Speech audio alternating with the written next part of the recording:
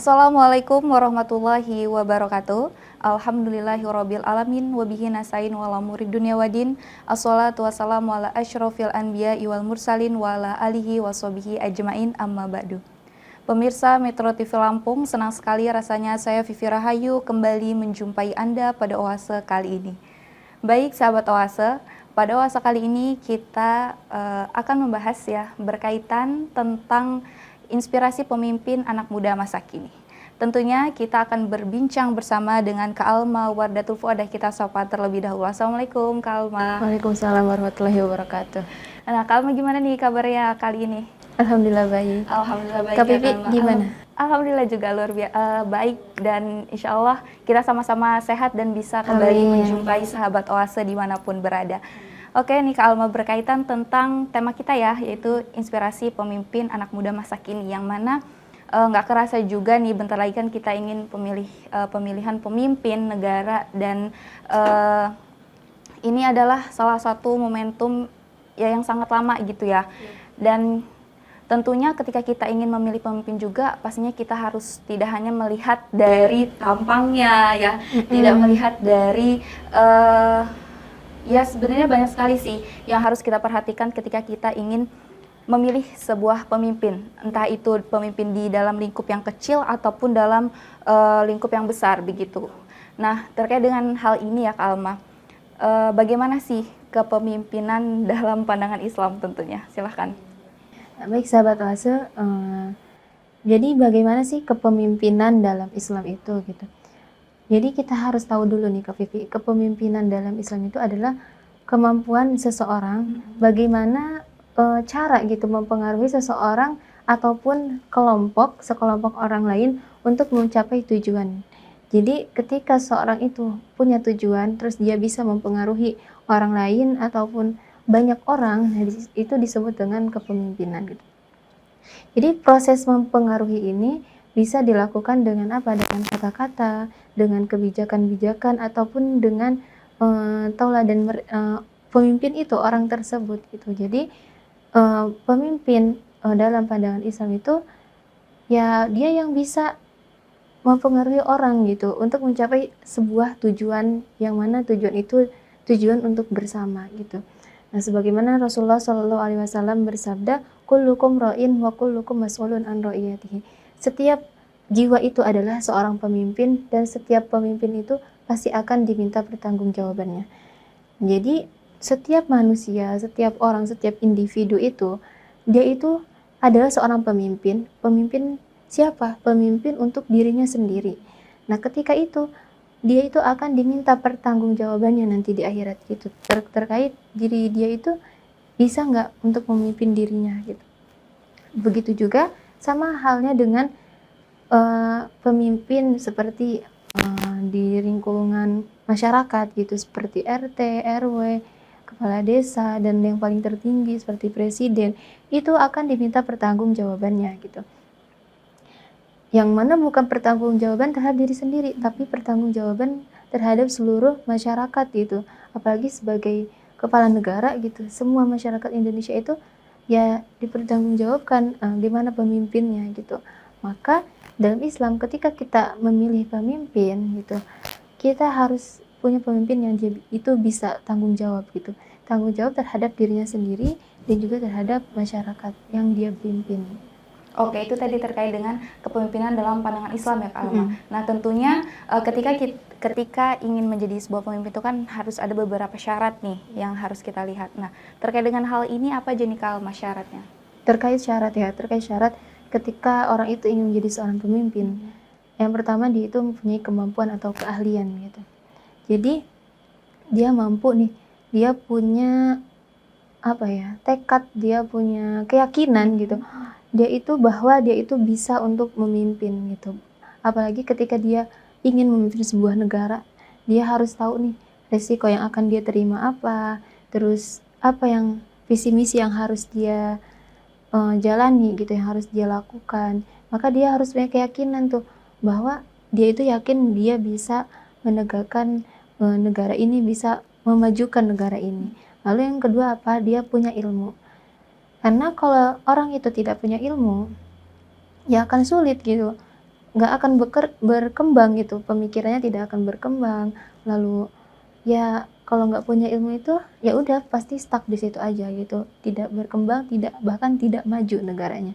Lalu yang ketiga adalah dia paham tentang ilmu ketatanegaraan, ilmu politik dia paham gitu. Dia bisa tahu gitu bahwa di negara ini ya dia paham gitu ilmu ketatanegaraan. Lalu yang terakhir adalah syaratnya dia itu punya akhlak, berakhlak gitu. Apa akhlaknya? Dia sopan, dia santun, dia tidak kejam gitu. Karena percuma misalkan orang itu dia punya ilmu tapi dia tidak punya akhlak gitu. Dia ya terus memikirkan tentang apa yang ada di otak dia tapi tidak ada hati nurani gitu. Misalkan dalam menegakkan sebuah hukum itu dia kalau tidak punya akhlak gitu tapi cuma sekedar ilmu, dia cuma hanya mengandalkan akal pikiran dia saja, dia itu pasti ya tidak akan, pasti ada pihak yang mana orang itu malah tersakiti gitu. Maka penting banget ketika orang itu menjadi seorang pemimpin, dia harus punya akhlak yang baik, dia harus bisa sopan santun terhadap rakyat kecil, dia sayang gitu, dia kepada yang lebih apa ya, pokoknya dia punya rasa hormat gitu pada, jadi jangan mentang-mentang dia itu seorang pemimpin gitu tapi dia bisa menindas enaknya, tapi ya tujuannya itu ya ketika dia menjadi seorang pemimpin itu dia menjadi jembatan untuk kemakmuran rakyatnya. Oke, itu tadi beberapa terkait dengan syarat-syarat untuk menjadi pemimpin, dan tentunya dari beberapa syarat-syarat yang tadi Kak Alma katakan itu kita harus ketika kita ingin memilih sebuah pemimpin, seseorang pemimpin gitu ya. Jadi kita harus melihat syarat-syarat yang tadi Kak Alma sebutkan, tentunya itu dalam pandangan Islam, sahabat Oase. Nah, oke, sahabat Oase, nanti kita lanjutkan kembali. Jadi tetaplah bersama kami setelah jeda pariwara berikut.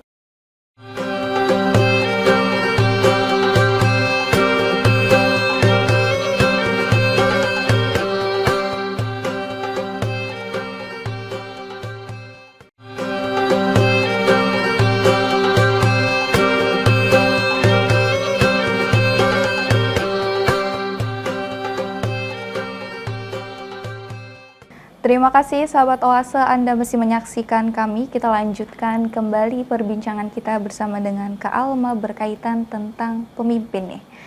Nah, Kak Alma tadi sebelumnya kita sudah membahas terkait banyak sekali ya tentang kepemimpinan, dan tadi kepemimpinan dalam Islam itu bahwasannya dia yang bisa mempertanggungjawabkan tidak hanya dengan dirinya sendiri tetapi dengan amanah yang dia emban begitu. Nah, kemudian tadi syarat ketika ingin menjadi pemimpin itu yang pertama dia harus mempunyai keahlian, memiliki ilmu, dan juga pastinya mempunyai akhlak begitu. Nah, terkait dengan beberapa syarat-syarat tadi nih Kak Alma, apakah selain itu ada syarat yang lainnya? Baik, ada syarat selanjutnya yaitu pemimpin itu harus dipilih gitu. Jadi jangan dia menunjuk diri sendiri gitu. Ada dua sistem ketika kita ingin memilih seorang pemimpin. Yang pertama melalui ahlul halli wal aqdi, yaitu dewan perwakilan gitu. Jadi mereka itu bermusyawarah untuk menentukan siapa sih pemimpin yang akan menjadi pemimpin gitu. Siapa seorang yang akan menjadi seorang pemimpin, seperti pada zaman dulu gitu ketika pemilihan khalifah gitu kan, itu melalui perwakilan-perwakilan. Lalu yang kedua adalah dipilih oleh rakyat gitu. Jadi semua rakyat di negara itu, semua rakyat yang terlibat gitu, itu berhak memilih. Seperti di negara kita nih, negara kita kan pemilihan itu demokrasi gitu. Jadi semua rakyat itu memilih gitu, dan dengan syarat tertentu pastinya. Maka ketika kita memilih seorang pemimpin, nah di situ kita bisa melakukan dengan dua sistem tersebut. Lalu syarat yang ketiga adalah dengan adanya baiat. Ketika seorang itu sudah menjadi ditetapkan gitu menjadi seorang pemimpin, maka dia harus dibaiat ya, janji setia. Seperti dengan kalau di kita tuh namanya pelantikan gitu, pelantikan. Jadi sistemnya udah sama nih di negara Indonesia itu, ada pelantikan dulu kan sebelum jadi benar-benar dia sebelum menjadi pemimpin harus ada pelantikan dulu, dimana itu bisa dengan Al-Quran gitu. Gunanya apa? Gunanya adalah agar dia itu merasa punya tanggung jawab gitu. Dia kan udah janji itu kan ada hutang gitu kan. Dia udah ada beban gitu bahwa ketika dia menjadi seorang pemimpin, dia itu sudah siap untuk memikul beban yang mana itu tuh tanggung jawab yang besar untuk dia gitu. Jadi itu ada 3 syarat ketika seorang itu dijadikan seorang pemimpin. Oke, itu tadi beberapa terakhir syarat dari sebuah pemimpin ya Kak Alma.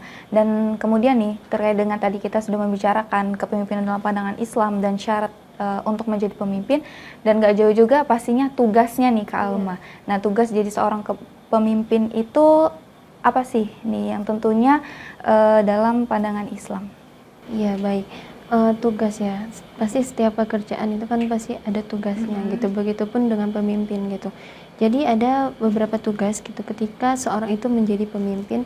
Yang pertama yaitu taqwiyatu wahdatul ummah wa ta'awuniha wa akhwatu abnaiha. Jadi menguatkan persatuan ummah, terus adanya rasa saling tolong menolong dan juga persaudaraan gitu. Nah, di situ ketika seorang itu menjadi pemimpin, dia tuh harus bisa mempersatukan umat gitu. Jadi nggak ada pertengkaran, perselisihan gitu. Sebagaimana di negara kita itu kan berbeda-beda rasnya, berbeda agama, suku, bangsa kan. Di situ seorang pemimpin tuh harus mampu gitu untuk bisa mempersatukan umat. Jadi ketika ada seorang yang berselisih antara antara kelompok A dan juga kelompok B, dia harus bisa menjadi penengah gitu.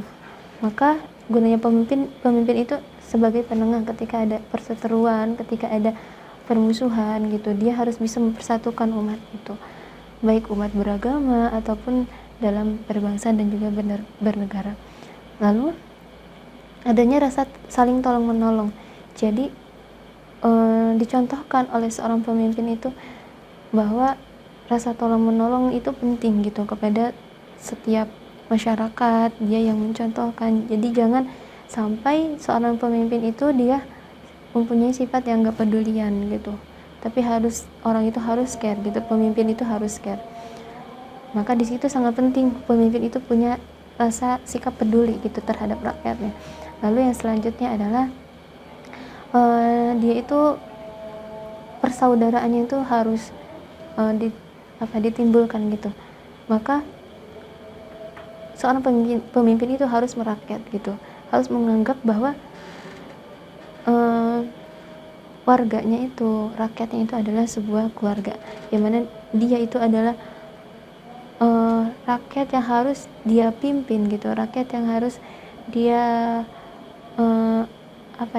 makmurkan, sejahterakan gitu. Maka yang poin pertama, tugas seorang pemimpin itu ya itu tadi yang telah disebutkan. Lalu yang kedua adalah tahqiqul musalli al-asasiyah. Jadi menerapkan kemaslahatan dasar. Jadi adanya kemaslahatan dalam contohnya seperti dalam beragama gitu. Agama apa saja? Seperti kan di negara kita itu kan ada banyak agama gitu yang diakui. Terus ketika misalkan adanya penistaan agama gitu. Nah, di situ seorang pemimpin itu harus bisa mengambil tindakan gitu, jangan sampai dibiarkan. Karena kalau misalkan adanya, apalagi terkait agama itu kan sangat sensitif gitu kan. Seorang pemimpin itu harus bisa mengambil hukum, mengambil tindakan gitu terkait hal itu. Kalau tidak, pasti misalkan kelompok A menghina kelompok B gitu, agama kelompok B.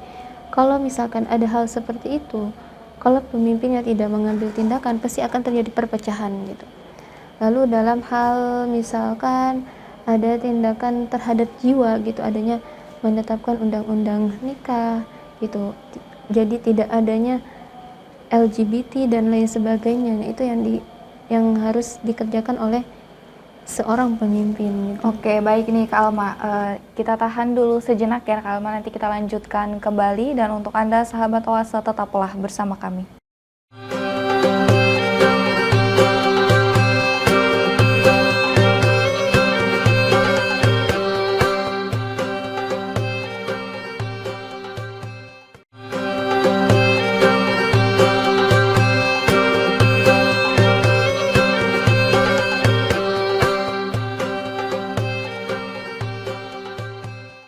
Terima kasih sahabat Oase, Anda masih menyaksikan kami. Kita lanjutkan kembali perbincangan kita berkaitan tentang inspirasi pemimpin anak muda masa kini.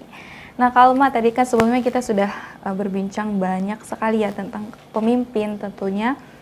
Nah, tadi terakhir kita membicarakan tentang tugas nih ketika seseorang itu menjadi pemimpin.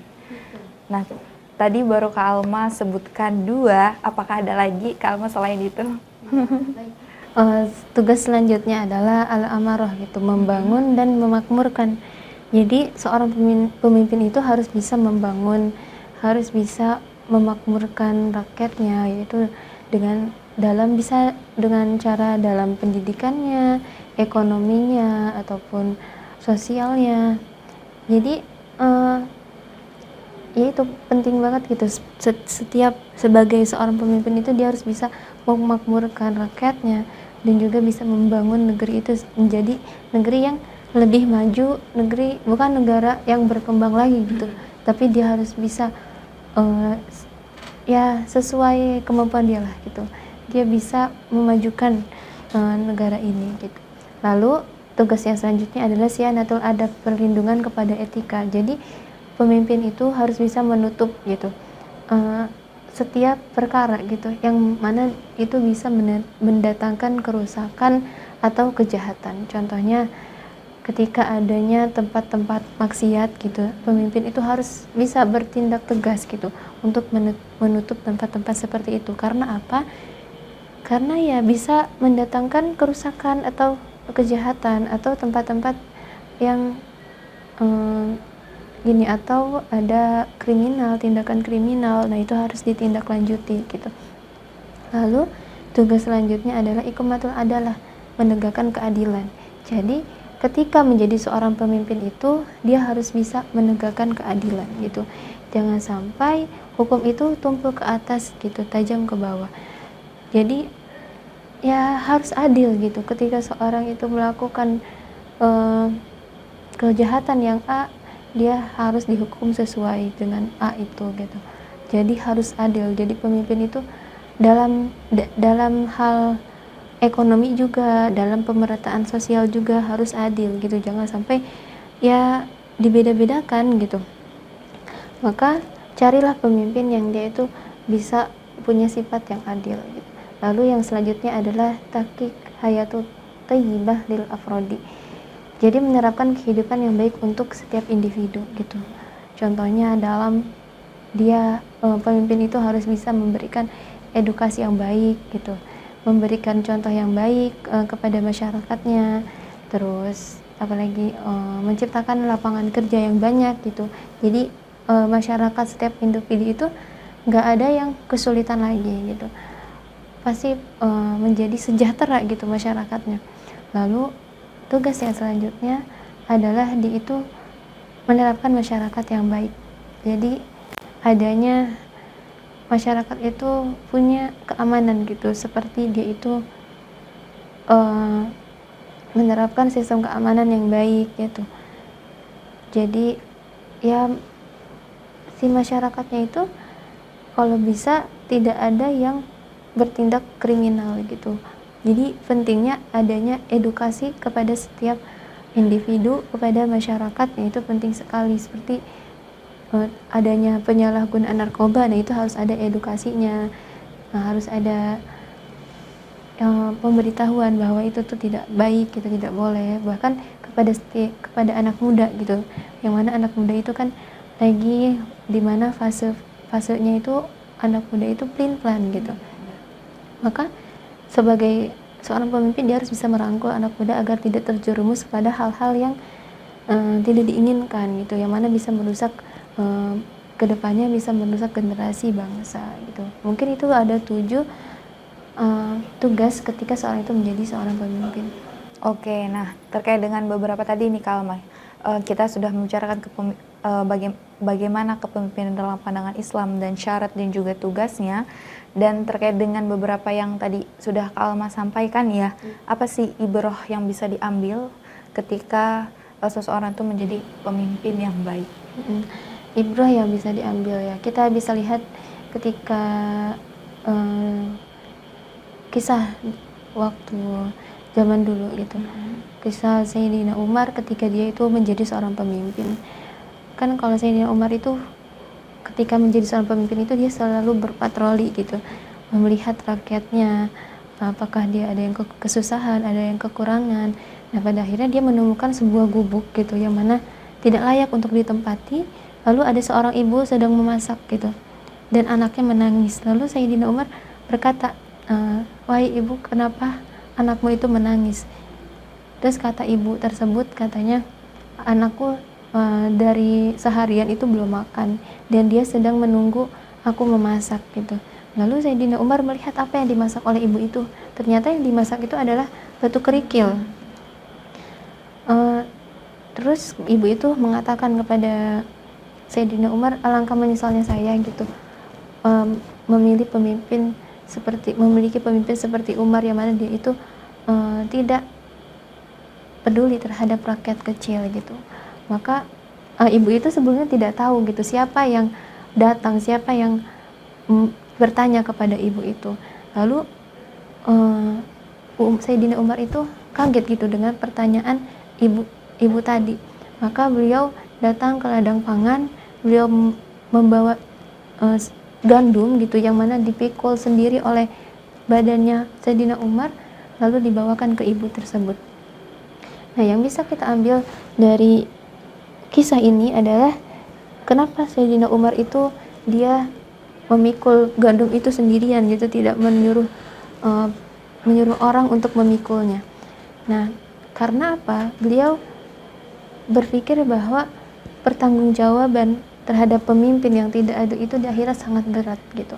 Maka dari situ Sayyidina Umar sadar gitu, dia harus lebih peka, harus lebih melihat rakyat yang mana membutuhkan bantuan atau uluran seorang pemimpin. Oke nih Kak Alma, nggak kerasa. Terima kasih untuk perbincangannya pada hari ini ya Kak Alma. Mudah-mudahan bermanfaat tentunya untuk sahabat Oase dimanapun berada.